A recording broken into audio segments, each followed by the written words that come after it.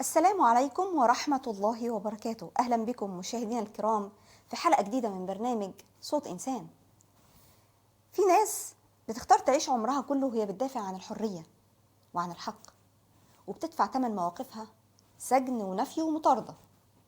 لكن يمكن أصعب لحظة لما واحد قضى حياته بين النضال والعمل العام يلاقي نفسه في آخر العمر خلف القضبان، بعيد عن أسرته، بيواجه المرض والسجن وتعب السنين وهو محروم من أبسط حقوقه الإنسانية. الأستاذ راشد الغنوشي واحد من أبرز الوجوه السياسية وأبرز وجوه العمل الإسلامي في تونس.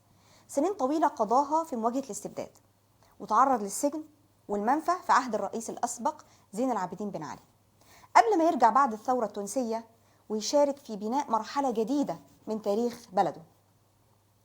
النهاردة وهو في سن تجاوز ال80 بترجع قضيته تفتح باب مهم عن حقوق كبار السن في أماكن الاحتجاز، وحق أي إنسان مهما كان انتمائه أو موقفه السياسي في معاملة تحفظ كرامته وتوفر له الرعاية الصحية وتراعي ظروفه الإنسانية، لأن احترام الكرامة الإنسانية مش منحة ولكنه حق أصيل لكل إنسان.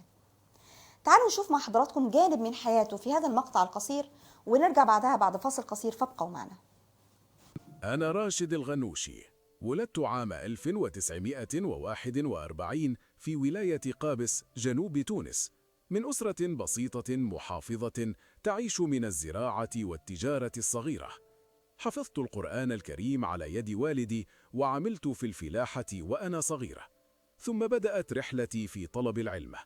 درست في جامعة الزيتونة بتونس، ثم سافرت إلى مصر وسوريا، حيث درست الفلسفة في جامعة دمشق، وبعدها إلى فرنسا لأكمل دراستي في السوربون بباريس. عدت إلى تونس معلما للفلسفة، وقلبي يحمل هم الأمة الإسلامية وما خلفه الاستعمار والاستبداد فيها. في سبعينيات القرن الماضي بدأت العمل على إحياء الفكر الإسلامي المعاصر الذي يجمع بين الأصالة والعصرية، فساهمت في تأسيس الجماعة الإسلامية عام 1981 التي تحولت إلى حركة الاتجاه الإسلامي ثم حركة النهضة حالياً.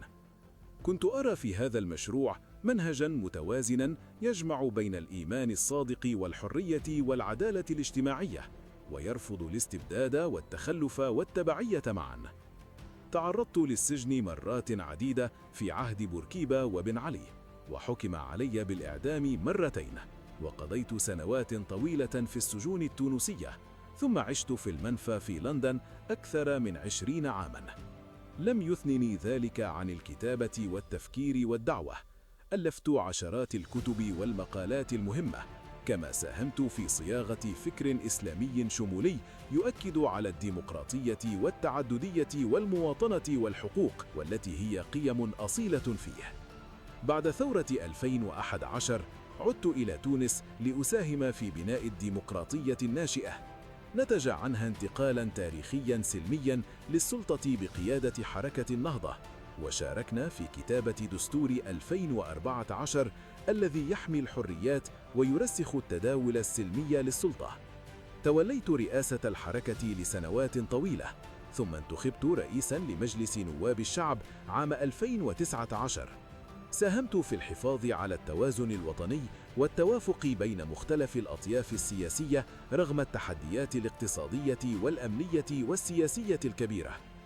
حثثت دائما على السلمية والحوار والصبر على المحن، ودعوت إلى الإسلام الحقيقي الشامل والديمقراطية التي تخدم الإنسان وترفع كرامته بعيدا عن العنف والاستبداد.